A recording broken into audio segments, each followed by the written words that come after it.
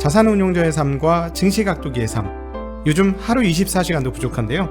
흑삼전탕 먹은 날과 안 먹은 날은 방송에서도 티가 납니다. 잃지 않는 건강 흑삼전탕. 자, 오늘도 한 포 마시고 시작하겠습니다. 독이마을 분들도 이제 흑삼전탕으로 설계하세요.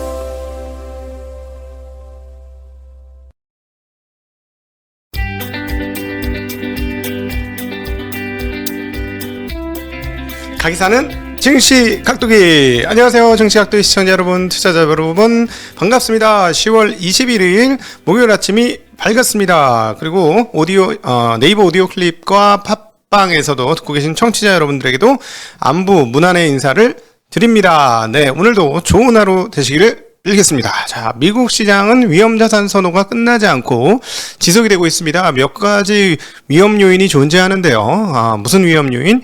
유가가 굉장히 많이 올라가고 있는 상황들이 지속되고 있습니다. 유가가 쉽게 꺾일 것 같지 않은데요. 이렇게 석유 장관의 말 맞다나 내년도에 $100 가는 거 아니냐 하는 그런 우려를 하고 있습니다. 그러나 오늘의 그 유가 상승이 과연 지속될 수 있을지 아주 경계 지점에 있는데요. 왜냐하면 전일부터 연속적으로 뭐가 폭락하고 있어? 석탄 가격이 폭락하고 있습니다. 네, 역시 중국 공산당의 펀치가 작용을 한 건지 아니면 맷집이 먹혀든 건지 드디어 원자재 가격 중에 아주 크게 영향을 미쳤던 석탄 가격이 떨어지고 있고요. 이 부분이 떨어졌을 때 연쇄적으로 결국은 유가에도 영향을 미치지 않겠는가라는 게 일반적인 전망인데, 일단은 잘 버텼습니다. 오늘 잘 버티게 된 이유는 미국의 원유 재고가 줄었다. 원유 재고가 줄었기 때문이다 라는 뉴스 때문에 그 유가가 올랐는데요. 유가가 오르면 어떻게 되죠? 네, 인플레이션에 대한 전망치가 살아있게 되죠. 인플레이션 전망치가 살아있으면 어떻게 되죠? 네, 금리는 슬쩍 올라가게 될 겁니다. 네, 금리는 그런데 여기가 오늘 포인트 중에 하나인데요. 금리는 슬쩍 올라가는데 뭐가 올라가냐 하면은 단기물이 올라가야 되잖아. 콜금리를 올릴 거니까 3개월, 2년, 그다음 뭐 최소 5년 정도까지 올라야 되잖아. 그리고 장기물은 경기 나쁘다면서 떨어져야 되잖아. 근데 지금 상황은 뭐냐? 장기물은 올랐습니다. 10년물, 30년물은 장기금리는 올랐고 2년물과 5년물은 오르지 않고 있는 상황이에요. 그래서 장단기 금리차가 더 격차가 벌어지면서 120bp 이상 10년물과 2년물의 금리차가 쫙 벌어지고 있는 그런 상황이죠. 자, 이렇게 되면 과연 인플레이션으로 인해서 우리에게 상기된 그 단어 스태그플레이션이 맞느냐라는 고민을 하게 되죠. 자, 이것이 좁혀들면 다시 한번 스태그플레이션 얘기를 하겠지만, 저희 증시각도의 TV에서는 뭐라고 했습니까?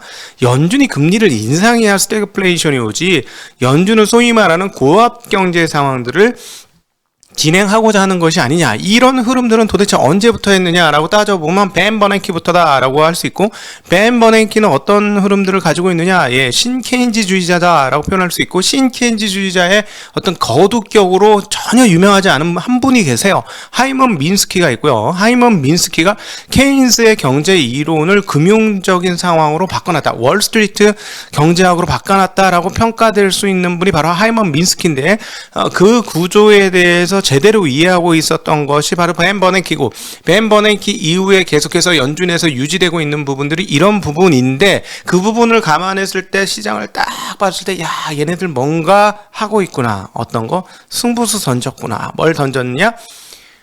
고용을 얘기했다라는 것 자체가 뭔가 승부수를 던졌구나 라는 걸 우리는 느낄 수 있게 되죠. 네. 어떤 승부수인가요? 케인즈주의에서는 완전 고용을 굉장히 중요하게 여기고요. 그리고 케인즈에서는 어떤 얘기를 하냐면 자원 배분 문제들에 대해서 굉장히 중요하게 이야기를 합니다. 그러니까 그 국가주의적 자본 배분이 아니라 절도 있는 자본 배분을 이야기를 해요.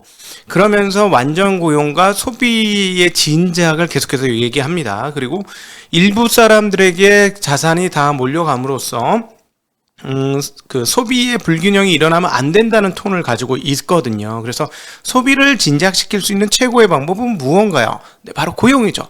고용이 많아서 모두가 옆집 또리 엄마, 철이 아빠, 뭐 거기 그 집 애들까지 요즘 다 직장 다녀. 그 집 아주 돈 벌어서 신나겠어. 자, 그러면 그 다음 달에 뭐가 바뀌어? 그 집에 텔레비전이 바뀌고 냉장고가 바뀌고 세탁기가 바뀌고 이제 그 세탁기도 이제 무선 청소기도 들어오고 막 그러는 거 아니겠어요? 아, 로봇 청소기구나, 이제는.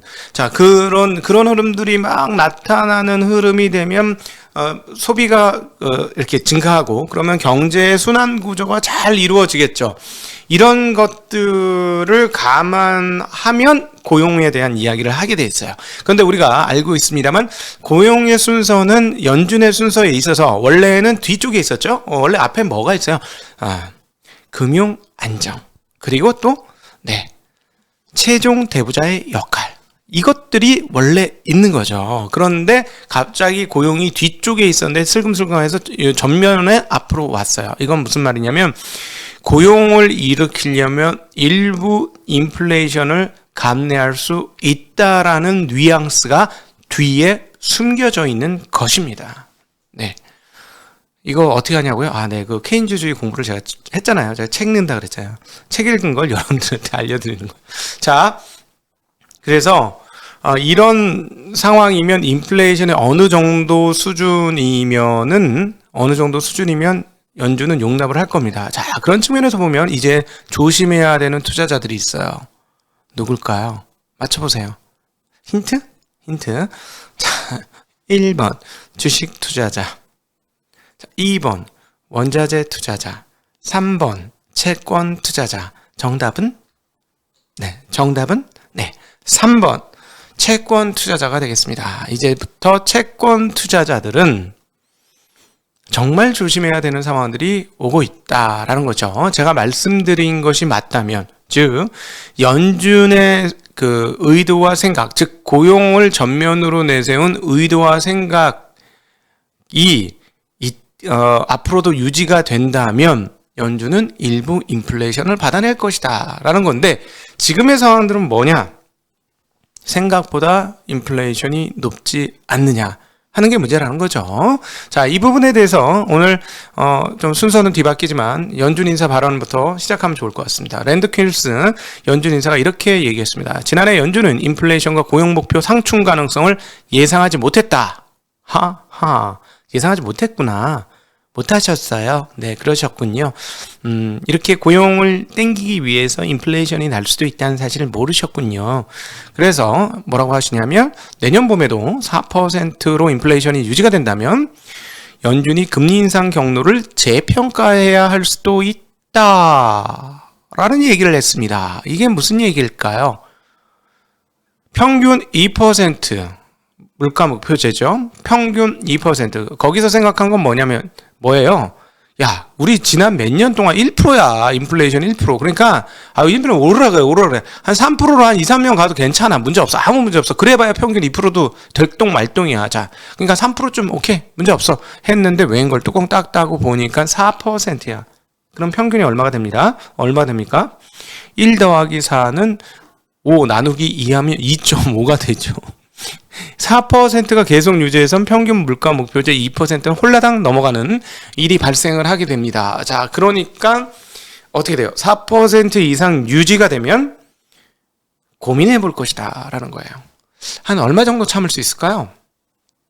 한 1년 참을 수 있을 것 같은데, 1년 정도 참다가 그래도 4% 이상 가면 그때는 조치를 하겠다라는 얘기를 지금 랜드 퀼스 이사가 한 건데, 저는 이게 지금 연준의 생각을 상당히 함축적으로 담고 있는 이야기다라는 생각이 들어서 오늘 이것을 주로 여러분들에게 말씀드리는 바입니다. 자, 그렇다면 어찌되었건 일정 수준 평균 목표 물가제 2%대 중반까지는 연준이 견딜 수 있다라는 그런 흐름들이 나오고, 그렇을 때 채권 이자율이 어떻게 될까? 라는 생각을 고민해 보면 채권 투자자분들은 상당히 조심해야 되겠고, 캐리를 끌고 가가지고 만기 보유 전략을 구하시는 분들 외에는 채권을 트레이딩 하시려고 하시는 분들은 조금 조심하셔야 되지 않을까. 채권이 안전자산이 아니라는 거야. 즉 지난 장장 40년간 이어져 왔던 미국 채권 시장의 초강세 40년짜리 랠리가 드디어 2020년대 들어서면서 마감을 하고 1980년부터 이어졌던 이 흐름이 30년이 1세대잖아. 1세대를 넘는 이 흐름이 끝나고 새로운 흐름들이 나타날 수 있는 가능성이 전개되었다. 그러나 채권 시장 투자자들은 여전히 웃기는 소리 하지 마라. 그렇지 않을 것이다. 경제가 그렇게 인플레 환경 오지 못한다. 디플레가 기조다라고 생각하시면서 지금의 금리 상승은 잠시 잠깐이라고 생각을 하십니다.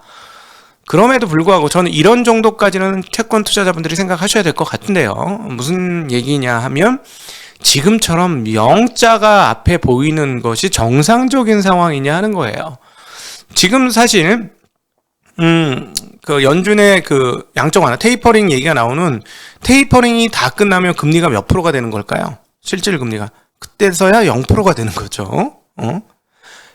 테이퍼링을 안 하고 있는 지금은 뭐예요? 금리가 실질 금리는 마이너스인 거죠. 마이너스 지금 이건 비정상의 상황이기 때문에 정상적인 상황으로 가는 것은 당연한 수순이라고 봐야 됩니다. 그래서 지금 앞자리가 0자리가 붙는 이 상황들은 채권 투자자들이 생각하는 그런 정도의 시장 흐름으로 계속 가기에는 전제가 잘 안 맞는 시장이다라는 거를 저는 느끼고요. 그럼 결국 뭐냐면 앞에가 일자로 바뀌고 나면 여러분 생각하는 대로 갈 수 있어요. 그러니까 어차피 금리가 40년 동안 하락했는데 이제 앞으로 20년, 40년간 올라? 그건 아니겠지 설마. 그건 아닐 거니. 그럼에도 불구하고 앞에 0자리가 붙는 이런 금리 상황들이 정상적이지는 않다라고 생각하고 투자를 하시는 게 맞지 않을까 하는 생각을 채권 투자자분들에게 말씀드리고 싶습니다. 어찌되었건 지금 연준은 고용과 인플레이션의 동시 베팅이 들어갔고 이것이 균형을 깨지 않는 한 자기 포지션을 지킬 가능성이 높기 때문에 뭐라고 얘기했어요? T로 시작하는 단어, T로 한국말로 세 글자? 일시적. 네, 일시적이라고 얘기했죠. 자, 이건 오늘은 은행원을 위한 시간 같다. 은행원을 일반인 분들은 조금 어렵죠. 자, 빨리 정리할게요. 죄송합니다. 자, 랜드 켈슨 연준 이사께서 FOMC가 인플레이션 곡선에 뒤처져 있다고 생각하지는 않는다라고 했어요. 이게 지금 제가 설명한 거하고 크게 궤가 다르지 않죠? 어려운가? 어렵나? 자, 그래서 이번에 11월에 테이퍼링을 시작해서 2022년 중반까지 테이퍼링을 종료하는 결정을 지지한다라고 얘기하면서 인플레이션 기대치가 추가로 상승하는 것을 매우 조심할 것이다. 기대치가 더 상승하는 증거가 있다면 연준의 금리 인상을 지지할 것이다 라고 얘기했습니다. 아직까지는 견디겠다는 얘기로 저는 들렸습니다. 근데 여기서 더 올라가서 앞으로 계속 인플레이션이 와 라고 생각한다면 그땐 조치를 할 것이다. 이거는 어떤 정도를 얘기를 한 걸까요?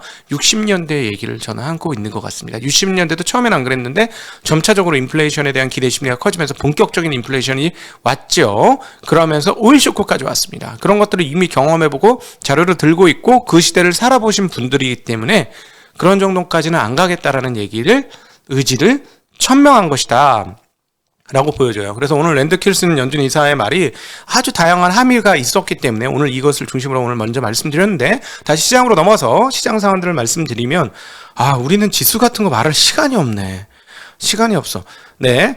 S&P 올랐고 다우 올랐고 나스닥 빠졌고 그다음 러셀 2000이 제일 많이 올랐습니다. 0.51% 올랐습니다. 나스닥은 기술주들이 고공행진하던 것이 잠시 숨고르게 넘어요. 특별히 빅테크 중에 애플을 빼고는 대체적으로 빠졌기 때문에 오늘 나스닥은 조금 막판에 소폭 밀렸어요.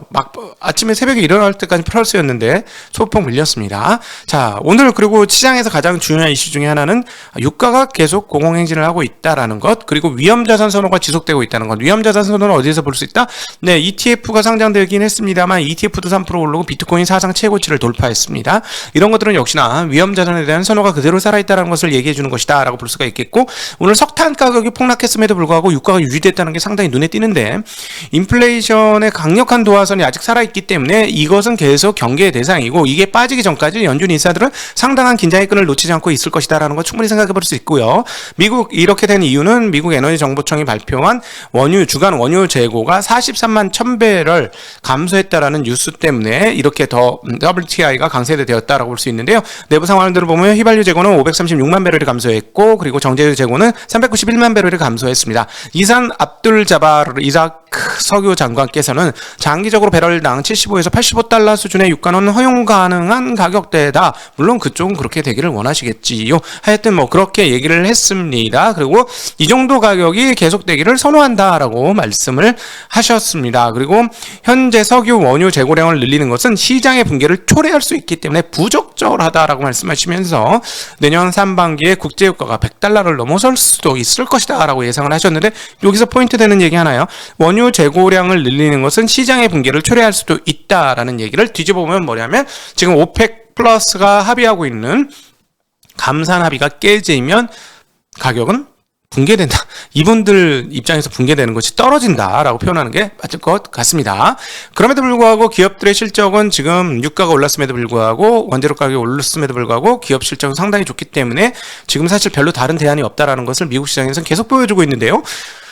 S&P 500 상장 기업 중에 86%의 기업이 예상치를 웃도는 실적을 발표했고, 그리고 이익 증가 규모가 전년 동기 대비 35%에 이르는 아주 강력한 이익 증가치를 보여주고 있는데, 저는 연합인포맥스에서 윤 전 센터장님이 하신 말씀은 뭐냐면, 자, 이제 4분기에 이익이 꺾일 것이다. 3분기가 피크 같다. 4분기에 꺾일 것인데 기대치는 여전히 안 꺾이고 있으니 이게 좀 문제다라고 얘기를 하셨어요. 그럼에도 불구하고 그쪽에서 보는 하우스뷰는 2850이면 바이콜이다라고 얘기를 하셨으니까 우리 이번에 2905 4가 3 보고 왔습니다.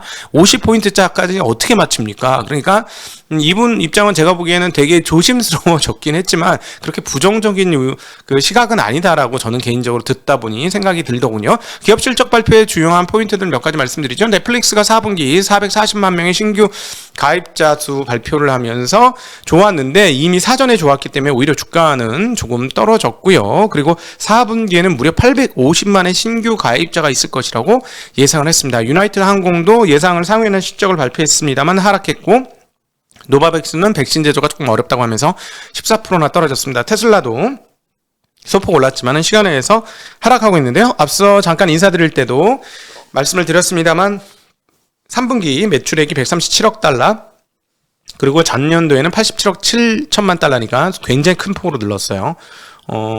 네, 50%가 넘게 늘은 거죠. 거의 50% 조금 넘나? 예, 그런 정도로 늘었고, 3분기 총 마진율이 28.8%로 전분기 25.8%보다 확대되었습니다. 주당 손익, 이게 정확하게 지금 안 나오는데, 제가 제 자료에는 주당 손익 대략 감안하면 400배라고 했는데, 아마 주당 손익 2달러 가까이 되면 8달러면은 이제 100배대 수준으로 떨어지는 거예요. 영업이익 배수, EBIT이 100배대 수준으로 떨어지는 거니까, 여기서 만약에 50까지 떨어진다고 하면 가격이 지탱될 수 있죠. 현재 주가가 높지만 지탱될 수 있죠. 한 번 더 이익 규모가 2배로 여기서 증가를 한다면 PER 50배면 뭐 시장에서 받아들일 수 있는 배수가 아닌가 하는 생각이 듭니다. 오늘 베이지북 내용이 발표가 되었는데요. 미국 경제 활동이 9월에서 10월 초까지 완만한 속도에서 보통의 속도로 성장했다라고 진단을 했습니다. 몇몇 지역에서는 성장 속도가 공급망 차질과 노동력 부족, 델타 변이의 불확실성으로 둔화했다라고 밝혔습니다. 네. 생각해볼 문제가 하나 있었는데요. 앞서 잠깐 말씀드렸던 민스키의 금융 불안정 가설 3단계가 있는데 이 부분은 다음 주 월요일 날 말씀드리도록 하겠습니다. 오늘 약속드렸던 대로 질의응답을 많이 하기 위해서 1.3배속 정도 되죠? 네, 1.5배속이라고 생각하지는 않습니다. 아직도 저에겐 1.5배속과 1.7배속이 남아있지만 오늘은 한 1.35배속 정도로 진행을 해보았습니다. 함께해 주신 분들께 진심으로 감사하고 곧 질의응답에서 바로 나타나서 여러분들과 대화 나누도록 하겠습니다. 감사합니다. 안녕. 숨차.